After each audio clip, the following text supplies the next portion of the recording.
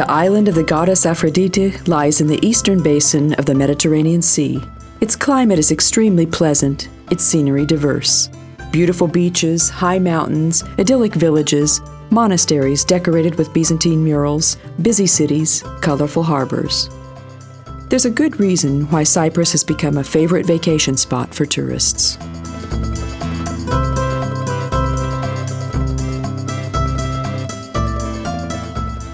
Larnaca has become the capital of the island's tourism and the gate to Cyprus for three main reasons.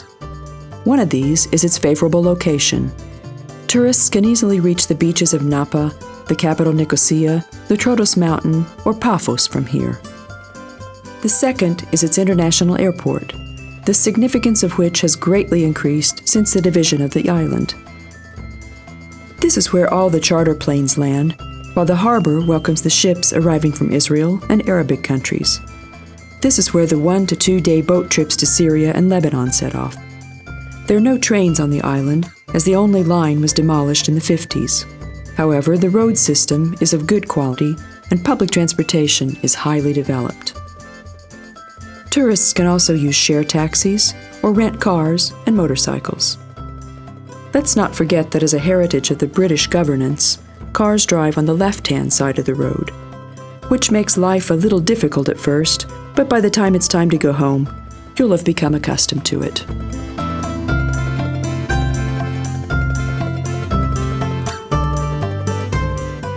The city is made up of three distinct parts. The seashore with its modern buildings and beach promenades, the old town, and the one-time Turkish quarter. The promenade is the site of folklore and art performances.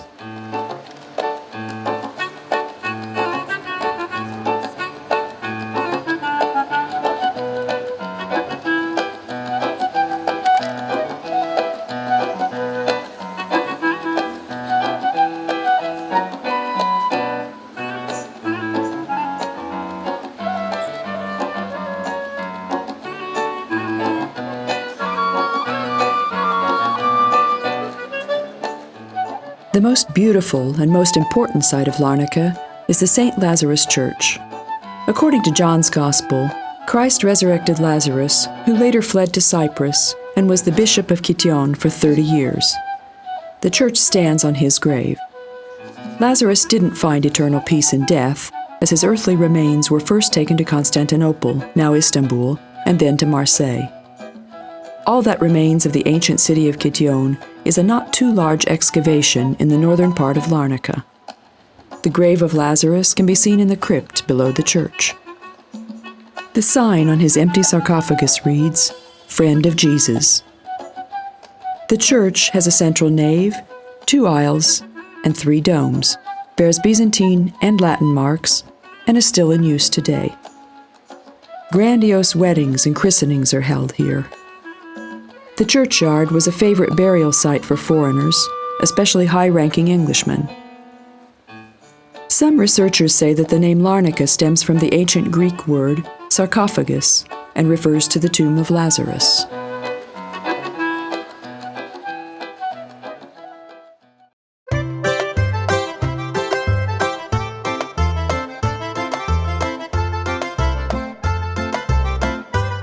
Although there are many beaches and bays for bathing in Cyprus, the majority of tourists prefer Napa. The resort is 40 kilometers from the international airport. The quiet fishing village started developing into a holiday resort in the 70s when some resorts came under Turkish occupation. The luxurious hotels of the area are a favorite spot for the former conquerors, the Brits, and lots of tourists come here from the chilly Scandinavian countries as well. Naturally, Cypriots living in the hills also like to come to the middle of the island for a vacation.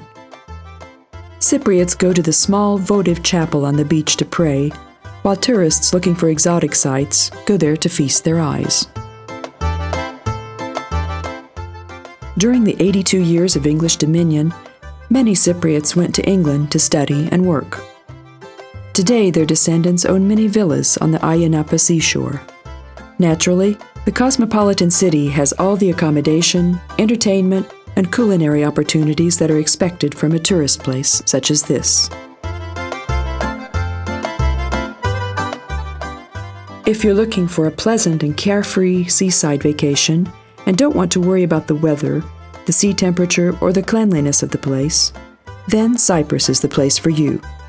If you want to spice up your days spent sunbathing on the beach and swimming with short and relaxed excursions, then Cyprus is also the place for you, as well as for those tourists who are intrigued by the lifestyle and culture of the people of this distant island, its scenery, unique flora and fauna, and the artifacts of its exceptionally rich historical past, says the tour guidebook. An extra plus to the weather is the fact that there's no need to safeguard our towels on the beach. Crime on the island is virtually non-existent, except if a foreign thief happens to spend his vacation next to us. The main square of the city bears the name of the Nobel Prize winner Greek poet Cepherin. The only real monument of Ayia Napa is the 16th century monastery surrounded by a tall wall. Its foundation is surrounded by a legend. Some hunters were hunting in the nearby forest, and their barking dogs led them to a small cave. In it, they found a freshwater spring and a Virgin Mary icon that had been hidden there several centuries ago. The settlement soon became a place of pilgrimage and received its name after that icon. News of the spring water performing miracles also spread quickly. The wall was erected against the Gothic buildings built of golden stones as protection against pirates. Its builders didn't know that the wall would not be able to protect the monks from the soon-to-arrive Turkish troops. We can hear Romeo and Juliet stories in several places throughout the world. The one in Ayia Napa is less tragic than most. The father of a rich Venetian girl didn't let her marry her poor lover, so she moved into the monastery and lived there for the rest of her life. The building was left empty in the 20th century, then later became the guest house of the World Council of Churches.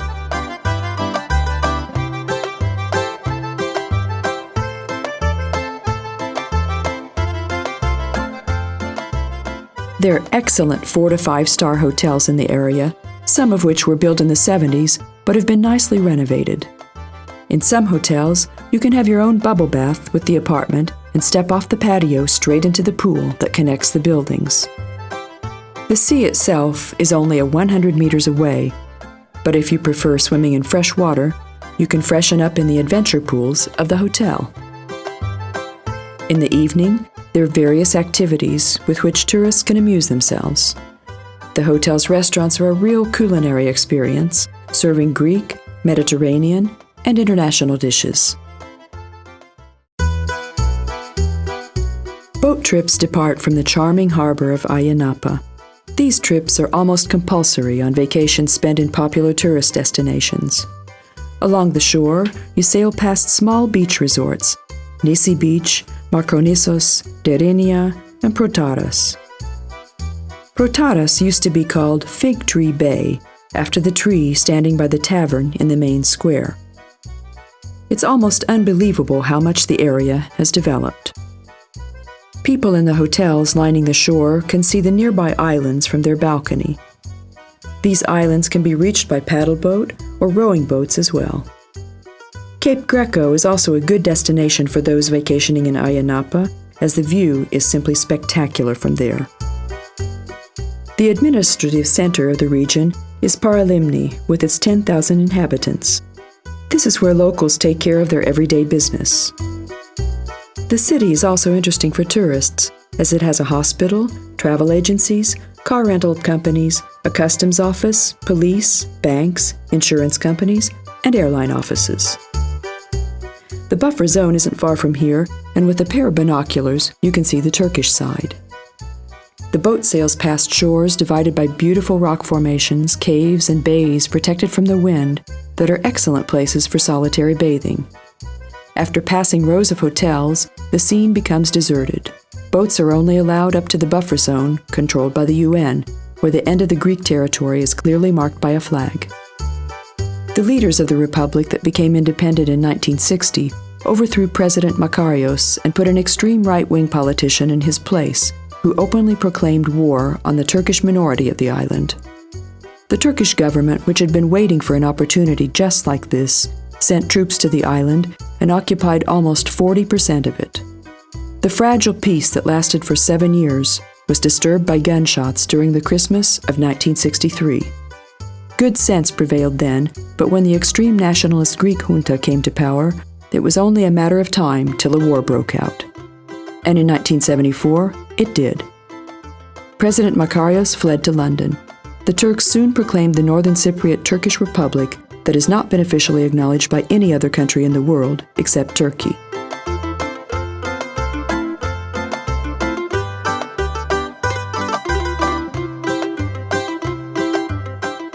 Due to this, tourists can reach the Turkish side of the island primarily from Turkey by boats organized by local Turkish travel agencies. Theoretically, you can also cross the border in Nicosia, but theories cannot always be put into practice.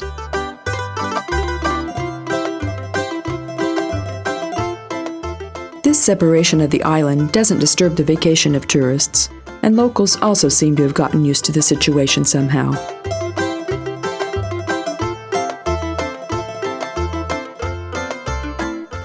The UN comes up with different recommendations from time to time, but these are always turned down by either the Turks or the Greek opposition.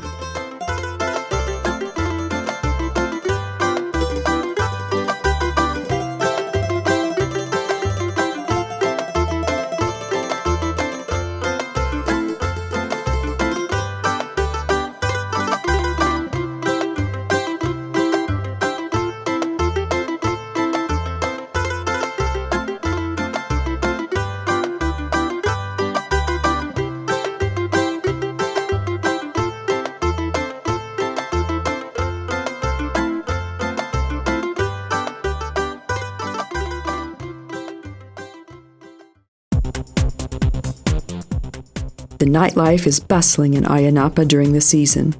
The disco, restaurant, and bar owners strive to outbid each other with their ideas, so we can find jungles, pirate ships, and labyrinths made of mirrors. Shops close late at night, and there's an adventure theme park on the shore that stays open until midnight, where both children and adults can enjoy a ride on the roller coaster, the Ferris wheel, bumper cars, and other attractions.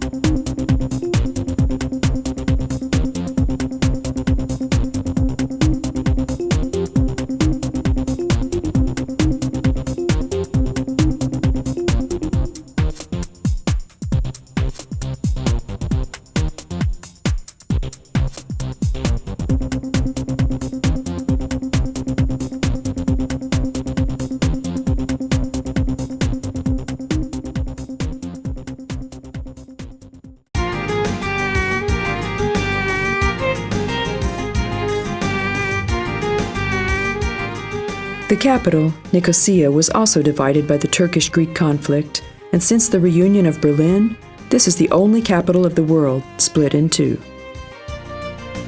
The greatest of the city's sights, and we mean this literally, is the statue of President Makarios.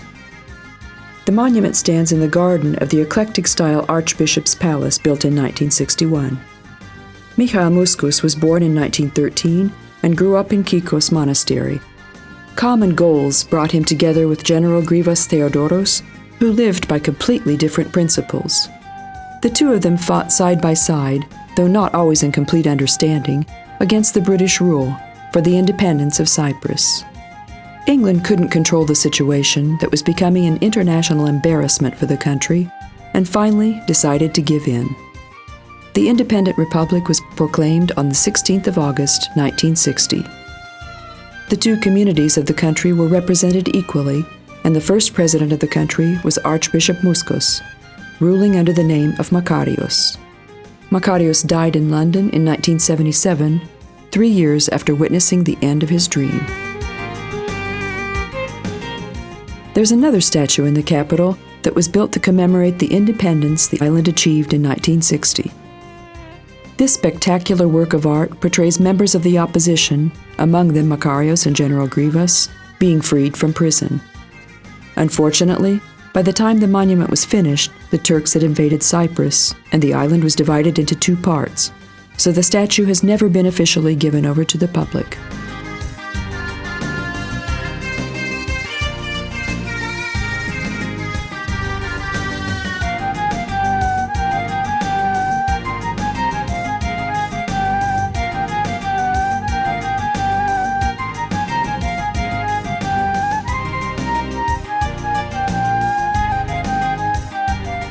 The city is surrounded by a castle wall that is more than 5 kilometers long and has several watchtowers. The walls were built after the takeover by the Phoenicians in 1489. In those days, 3 gates were used to access the city. The gates of Pafos and Famagusta can be found in South Nicosia, on the Greek side of the border. 5 of the 11 heart-shaped towers can be seen here: the Tripoli, the Davila, the Constanza, the Borocataro, and the Carafa. The old water trench has been neatly turned into parks, car parks, and sports fields. Laiki Gitania was once the red light district of the city. Today, it's a promenade with restaurants, galleries, arts and crafts shops, and other shops. Its narrow streets have an atmosphere of Eastern bazaars, and its cafes are shadowed by large trees.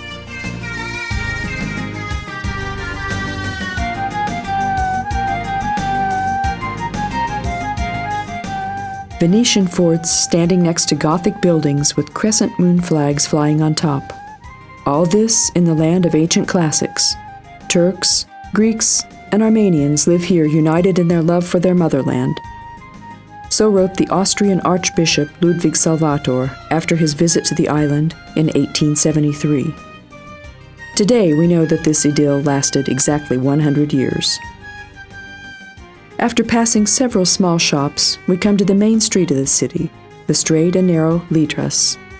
This is where Woolworth stands.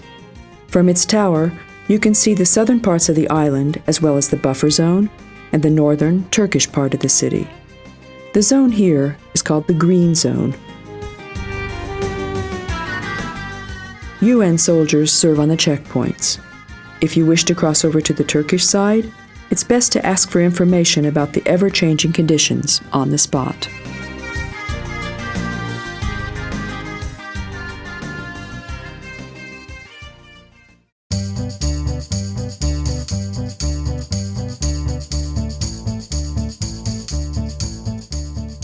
Lefkara, lying at an altitude of 700 meters, is one of the main tourist attractions of the island.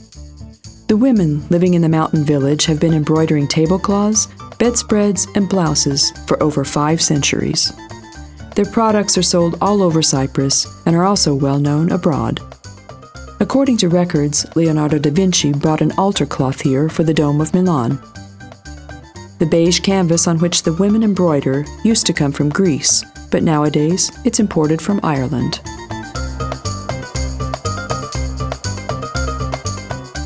The women draw by hand the ancient motifs they've learned from their ancestors and then start the embroidery that may take as long as 2.5 months.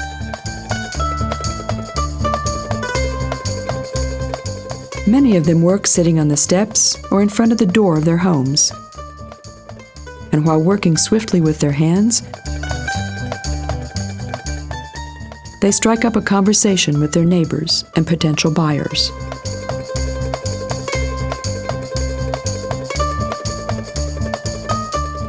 Many of them speak English and have interesting stories to tell about life in the village, the traditions, and their everyday lives.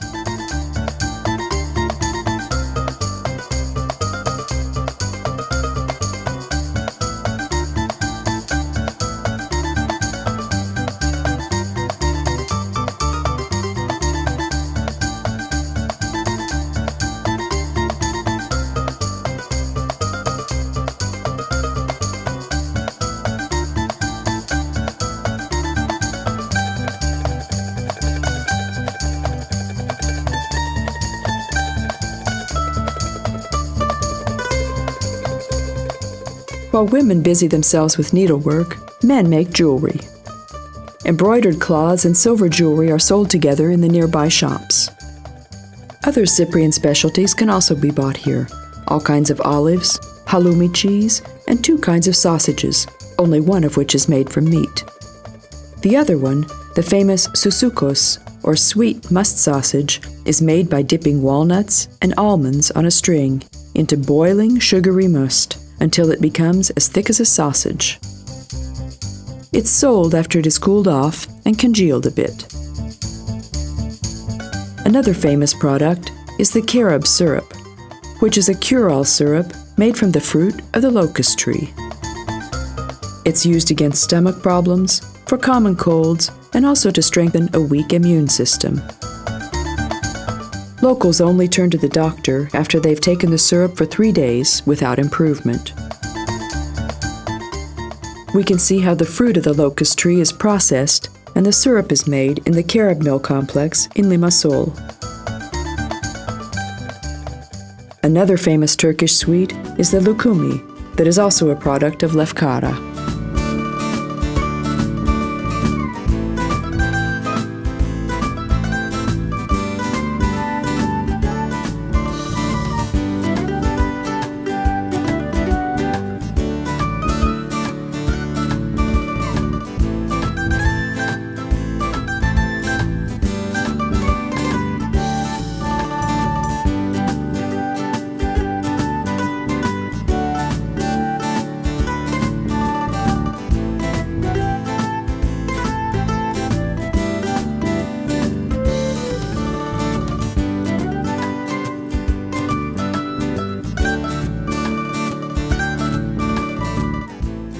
Behind Limassol, at the foot of the Troodos mountain, romantic villages are scattered around the slopes of the hills: Alassa, Platris, Omorhos, and Palandri.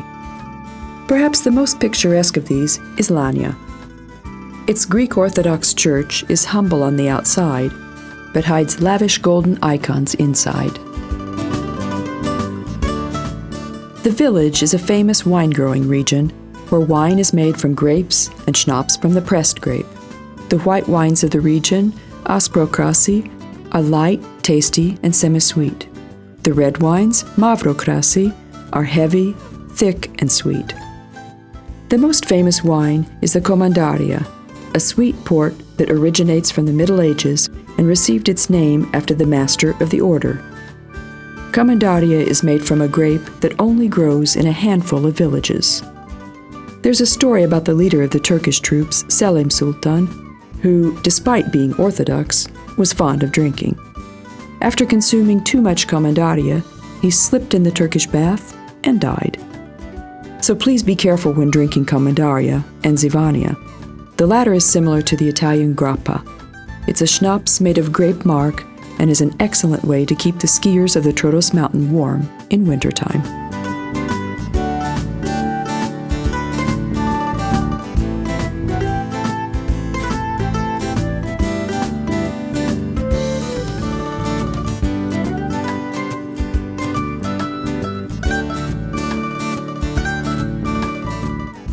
Villagers still use the huge and ancient grape grinders and wine presses and gladly show them to those interested.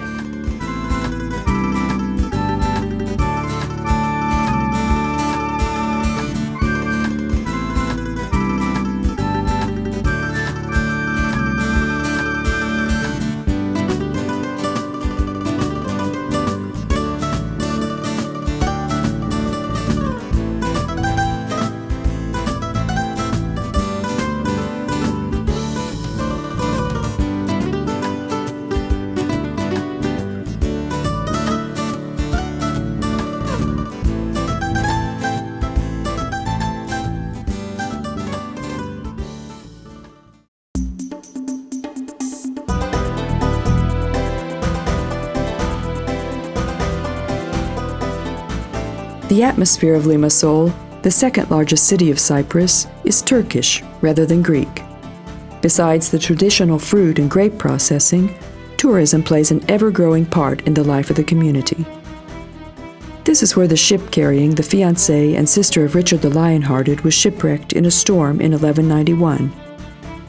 The treatment that the princesses received prompted the king to disembark and avenge it on the Byzantine ruler. Richard and Berengaria were married in the chapel of the fort of Limassol. Although at that time they didn't have video recordings, we can still see the event on film in one of the main attractions of the city, the so-called time elevator that was built in the carob mill complex behind the fort.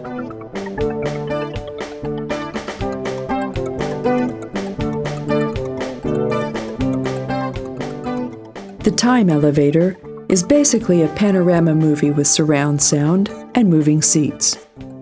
The cars in which we embark on our time travel move in accordance to the 45-minute story.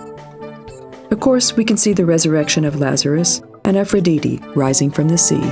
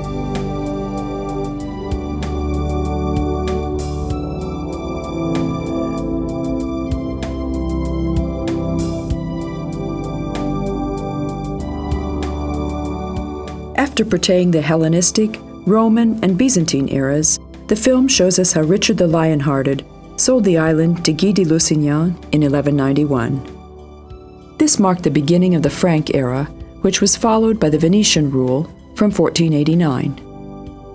1571 marked the beginning of the Osman era, that was followed by English rule between 1878 and 1960. The rest is the recent past that can still be witnessed today.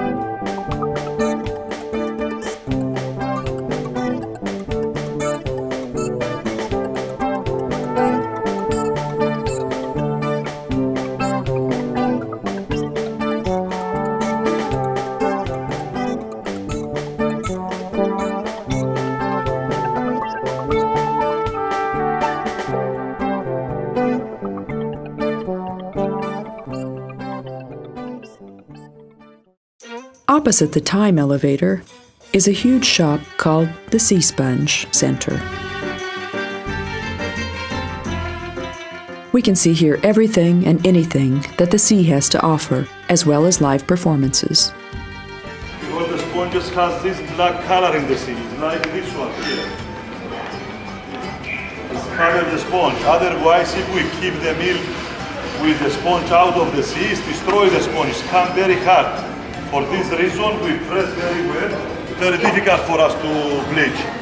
After, we have to remove the stones, the shells from the root. Put in the bleach about 7-8 hours and destroy the stones and the shells. After, when we take it out, it's like this one. No stones, no shells in the root. See? If we want to change the natural color, we put in the bleach. An incredible amount of sponges and sea cucumbers are on display here. These are later disinfected, whitened in a chloride solution, and then turned into bathing sponges. They also sell seashells and other shelled creatures, treasures found in the sea, souvenirs, and natural cosmetics made of natural marine materials. Among the items exhibited, we can find ship's propellers, petrified anchors, and 200-year-old scuba diving gear.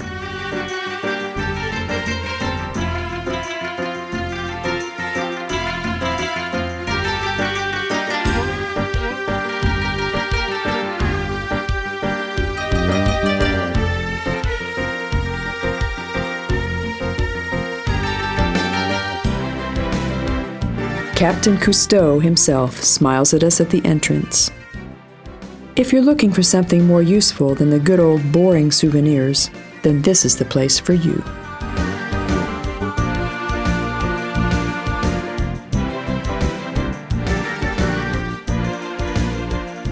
Kourion, only 19 kilometers from Limassol, has been the most spectacular archaeological site of Cyprus since excavation started in 1880. The ancient city was already mentioned in Egyptian inscriptions in the 13th century BC. According to Homer, it was founded by soldiers returning from the Trojan War. The archaeological excavations confirm the island's connection with the Greek mainland. There are signs that there was a cult of Apollo here. Kourion remained a significant city even under Roman rule, but due to multiple earthquakes later became desolate. From the seats of the theater nesting amid the slopes of the hill, you can see the surrounding landscape and the sparkling sea in the distance. Further interesting sites of the vast excavation can be seen in the former city center northwest of the theater.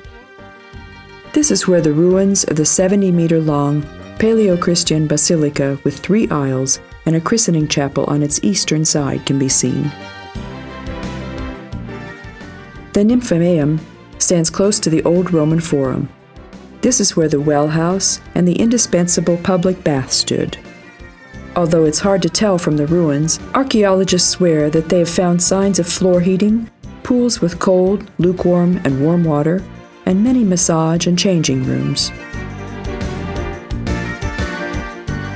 The foundations, flooring, and magnificent mosaics of several ancient houses can still be seen today.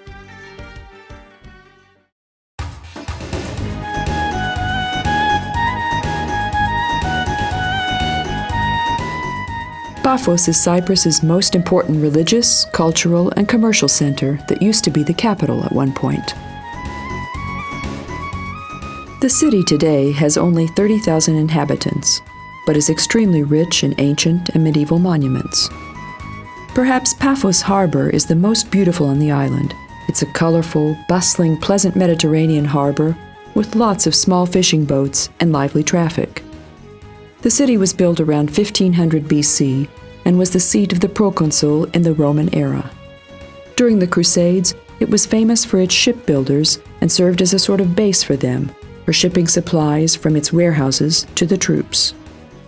The city flourished once more in the Lusignan era, but then had to wait until today for another time of glory. In 1984, an airport was built east of the city that was suitable for servicing private planes and charter planes, which led to the growth of tourism.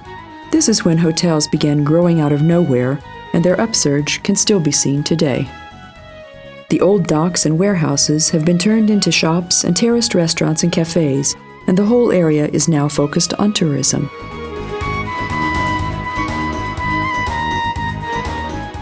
The harbor is so charming, and the restaurants there so pleasant, that more and more young local couples want to hold their wedding ceremony there. What's more, People from England come here for their wedding celebration, and not only the descendants of Cypriots. All Cypriot girls receive a house from their father as a wedding present. Perhaps you're wondering why there isn't an endless row of overseas suitors. Well, according to some people, Cypriot girls come not only with a large dowry, but also with a large mustache. There's a saying in Cyprus that if a father has one daughter, he's happy. If he has two, he's nervous, and a father with 3 daughters simply shoots himself. The wedding itself is unlike any wedding in most European countries, albeit extremely practical. The wedding guests only receive a drink, the dinner, and partying that are considered normal in other European countries is unheard of. No wedding presents are given. Instead, guests bring along thick envelopes. The money the young couple receives this way and their savings are enough to furnish the house and also buy a car. Cyprus sets a good example not only in the way that young couples can start their life together, but in other aspects as well, such as education, healthcare, and the pension system. Let's hope that one day the leaders of other countries come to Cyprus not only to relax, but also to study the country. A small fort reflects off the water in the harbor. This was the tower of the castle that stood there in the Lusignan era and was destroyed by the Venetians. The Turks later fortified it and even placed some cannons there, but the English only used it to store salt. Today it's used as a gallery and lookout tower.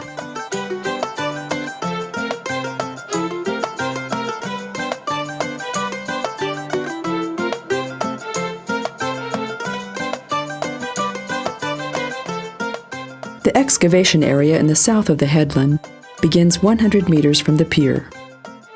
The unique findings on display were found by accident in the 1960s. Some of the mosaics that used to decorate the villas of the rich in the Hellenistic era have almost completely remained. Mosaics were one of the most expensive forms of art in ancient times. They're probably of Eastern origin and have become popular in the whole region of the Mediterranean, in the Hellenistic, and especially in the Roman era.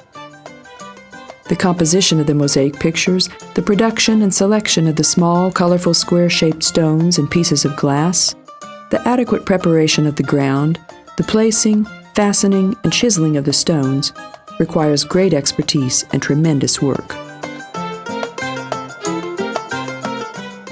Mosaics were built by workshops employing several dozen workers and slaves.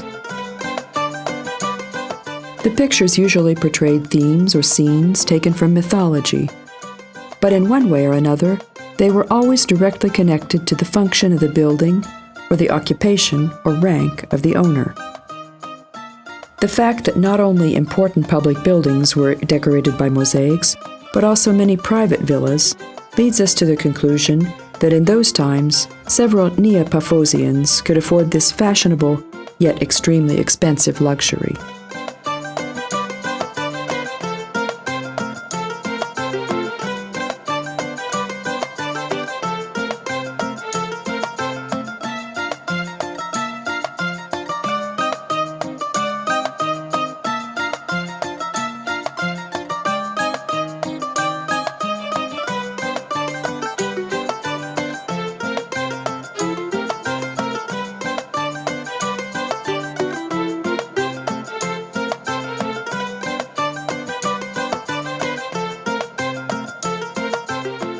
Of Cyprus-born Cytherea I shall sing, who gives gentle gifts to mortals, and on her lovely face always there are smiles, and a delightful bloom shines over it, wrote Homer in his hymn to Aphrodite.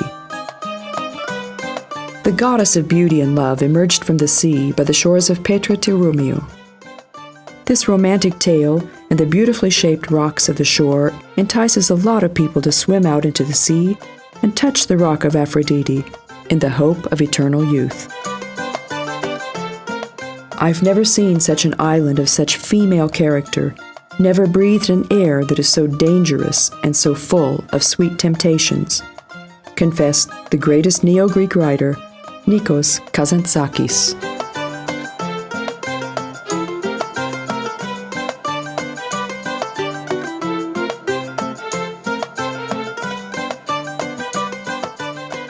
Troodos Mountain lies in the middle of the island.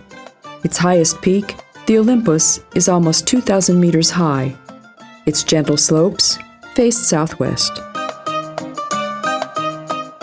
Many people who did not like the heat built their houses or vacation homes here instead of the seashore. The air is always pleasantly cool and balsamic, and the trees offer plenty of shade. English bureaucrats also moved here with their families and lived in great colonial-style houses with large terraces and took care of their official business from here. As they love to hike in the woods, we have to thank them for many tourist trails and paths that lead to wonderful sights. The purpose of the exhibition rooms, the screening room, and the pamphlets in the visitors center at the gate of the Troodos Mountains is to show visitors the things that are worthwhile seeing on the mountain. This is all the more important as people who visit the mountain in summer have no idea what it's like in winter, and vice versa. The documentary film shows the changing of the seasons, the native wildlife, colorful vegetation, and offers a glimpse into the traditional life of the people living in the villages on the mountain. This is also good for business, because summer vacationers may become winter skiers as a result of watching this film. An interesting fact is that Rimbaud worked here as a headman on the building of the governor's palace. The then 26-year-old French engineer came to Cyprus looking for adventure and found the island to be poetic. We can see mufflins, foxes, and forest animals portrayed on film, and also stuffed. There are no snakes on the island today, which is allegedly due to a whole shipment of cats being brought in at one point to kill these reptiles. Whether this story is true or not, cats are preferred to dogs on the island, as the latter allegedly once spread some sort of infection throughout the island. Maybe this is the reason that there are wildcats in the Troodos Mountains, yet not many dogs are kept in the houses.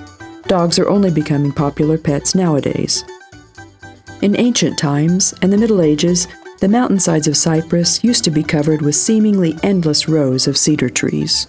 The resistant, good-quality hardwood was used to build boats, so forests became scarce. Luckily, they weren't destroyed altogether, and thanks to methodical replanting, cedar forests can be found in great numbers around the mountains. South of the 1,400-meter-high Troodos Mountain in Cedar Valley, there are some 40,000 cedar trees, all under strict protection. Several monasteries can be found in the area, surrounded by quiet loneliness. Although these are mainly visited by believers, they also welcome tourists these days. As entrance in short skirts or shorts is forbidden, people are given robes to put on at the gate. In bigger monasteries, this isn't an act of brotherly love, but of business. We can find these rent-a-robes in bazaars and stalls selling religious articles in front of the gates of the monasteries. Of course, we can also get a map of the area in the visitors center. If you're going hiking in the forest, make sure you take one of these with you.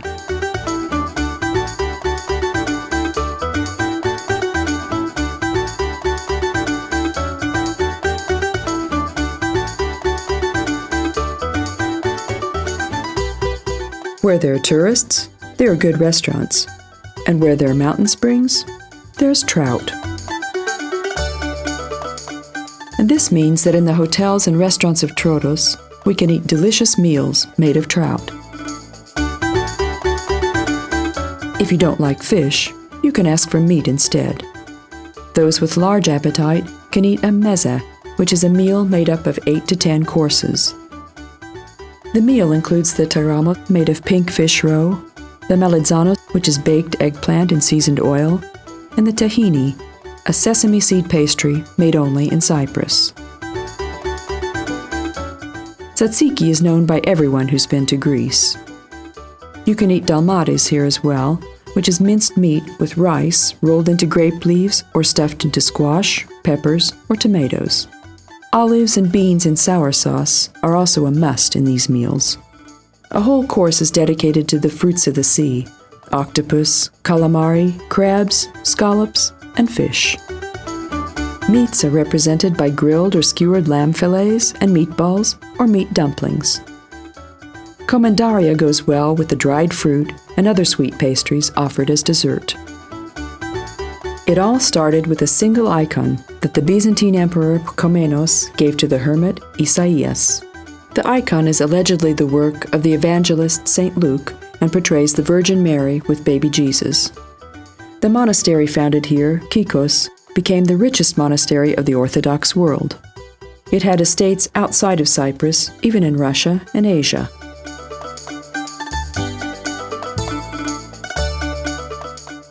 The monastery receives valuable gifts from rulers and clergymen even today. Compared to this, the income they generate from entrance fees is nothing. The wealth is obvious. Frescoes decorating the main entrance and the pillared porches of the two inner courtyards are made of solid gold. Visitors can see a small part of their immense treasure in the museum. The most valuable piece, though, the icon allegedly made by St. Luke and received by the hermit, is exhibited inside the church. Since the icon is covered by a silver plate so that its beauty doesn't blind the person looking at it. The name Kikos itself is a type of ebony. The future archbishop and head of state, Makarios, was a novice in the Kikos monastery. The then called Michael Muskos coordinated the movement to liberate the island from under British rule. The 2-kilometer-long road that leads to the top of Kiko Mountain begins behind the monastery.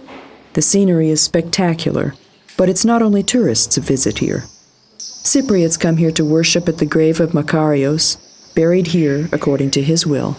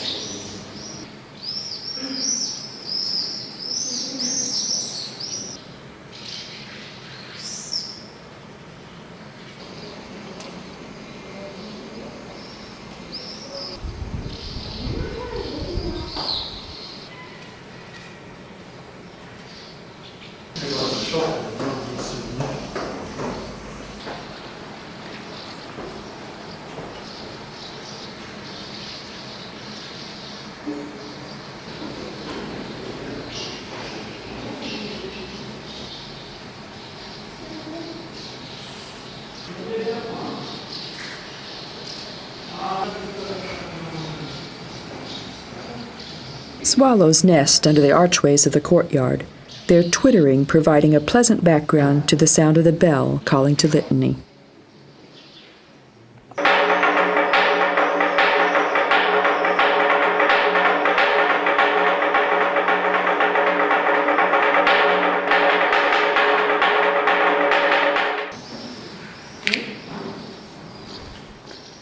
Believers have tied white ribbons onto the branches of the tree standing behind Makarios' grave to win the favor of higher powers.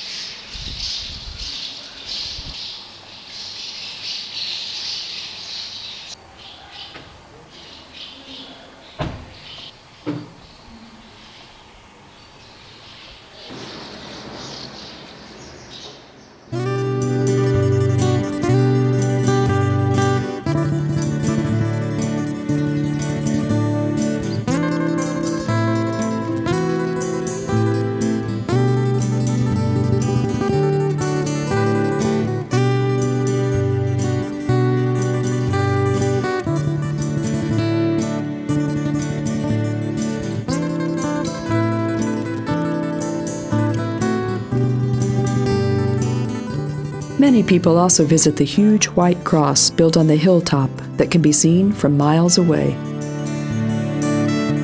An ever-growing part of Cyprus's income is generated by tourism.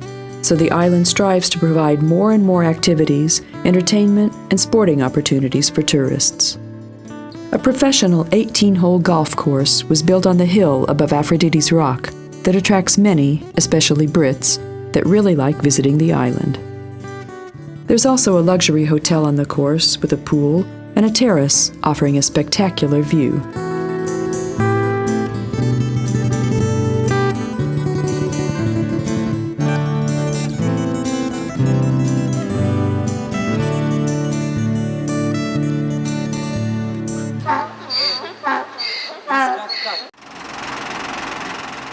We can experience a whole new side of Cyprus if we visit the Argonaftis donkey farm. An old Bedford bus takes us from the mountain village of Kalokadara. Its cheerfully singing driver is almost as old as the bus.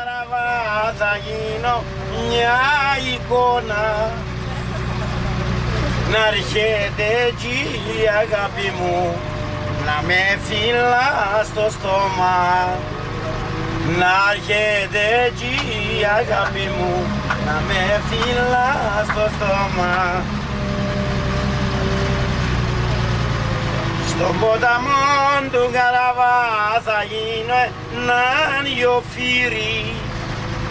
Να ρεχέτε εκεί αγάπη μου, να με φύλλα στα χείλη. The scenery is beautiful, and even if we don't understand the words of the racy folk song, it sets a cheerful mood. Πορτοκαλιά του Καραβά, καρτέρα με και να'ρθω. Σιγά σιγά no πρόβλημα. Πορτοκαλιά του Καραβά, καρτέρα με και να'ρθω.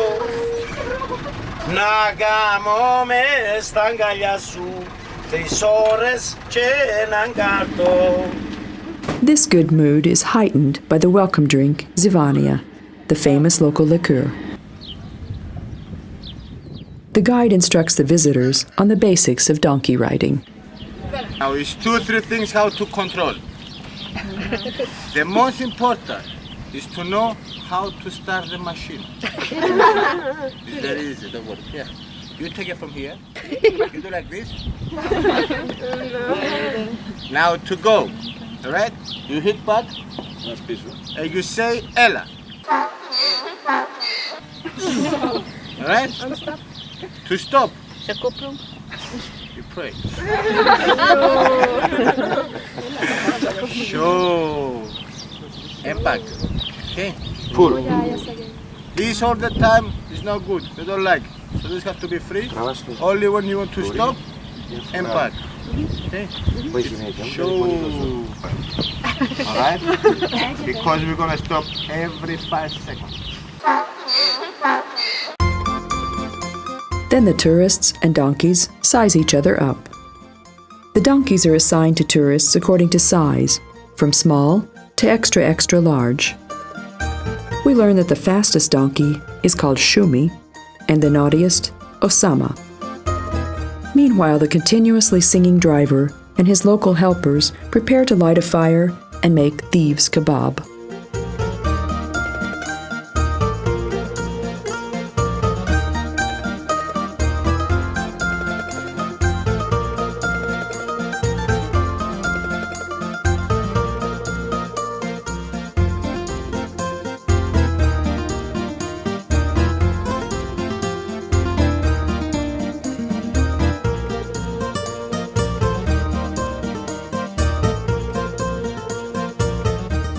Riding across the stream and through orange groves, we soon come to the Sindi Monastery that was restored in 1997 under UNESCO patronage and earned the Europa Nostra Award.